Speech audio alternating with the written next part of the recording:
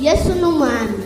Igice cya 86 mugira mwumvirize ubutumwa bwiza mushikirizwa na Pastor Jackson Nkeshimana. WhatsApp yiwe ni 76 96 96 96. Wagomba ko yihuta cyane ukacumubwira amasaha atariyo. Ni hahandi no mu bikorane n'abakozi b'Imana bitwa ko abakozi b'Imana, igikorane kiza kuba saa 9 akabwira abantu ati kiza kuba saa 8 kugira ngo abantu baze kare. Mugabo uvuga saa 9 bacererwe, mugabo wavuze ukuri. Amen. Tijak. Harushobora kuvuga ukuri. Yes. Yesu n'umunyakuri, Imana yacu ni nyakuri. Kandi abantu bakijijwe nabo bigana Yesu. Abantu bakijijwe n'abantu ba Kristo, bigana Kristo kandi ntibakwiye kuba bafise ikinyoma muri bo. Kandi abanyakinyoma buriya bafise urunani rwabo. Umuntu w'umunyakinyoma, umuntu abesha, arashobora guhura n'uwundi bakabeshana, bose bakabeshana, kandi umwe akamenya ko nakamubeshe n'undi akamenya ko undi amubeshe. Nigiye numabwira uwundi atewane frema urambeshe kameme, na numwe ahanura uwundi kuko bose baba bavyumva kumwe. Ubuzima ubayeho bwo kubesha si ubuzima bwiza, n'ubuzima buteye amakenga cyane. Uhoraho nashaka kuba ubuzima nk'ubwo, agomba kugira ubuzima bwiza bwo kuvuga ukuri. Ukaba imvuga kuri naho bose batogukunda, naho bose bokwanka, ariko kizima wavuze ukuri.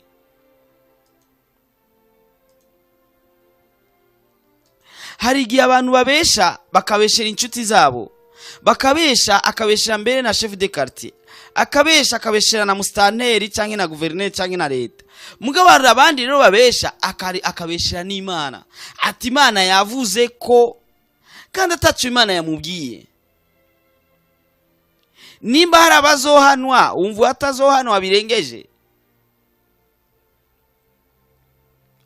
Ikinyoma cyawe wagifashe ibisanzwe bivanye n'ubuzima busigaye buhari muri no minsi. Ubuzima busigaye bw'amafundo, umuntu afundikanya utuntu kugira ngo arabe ko kumwishohogera canke uraba ko uwo munsi urengana.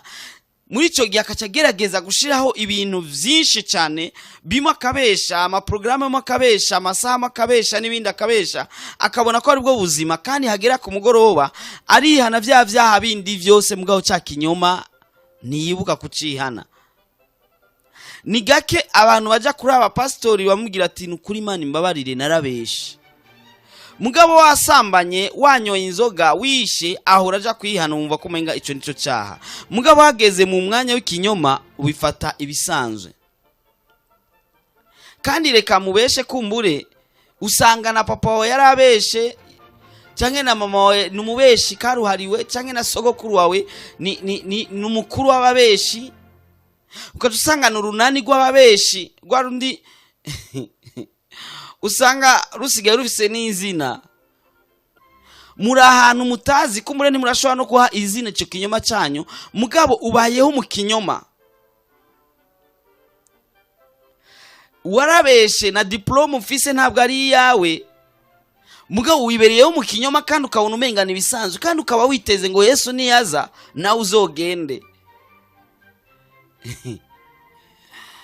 Imyaka ufise siyo wanditse,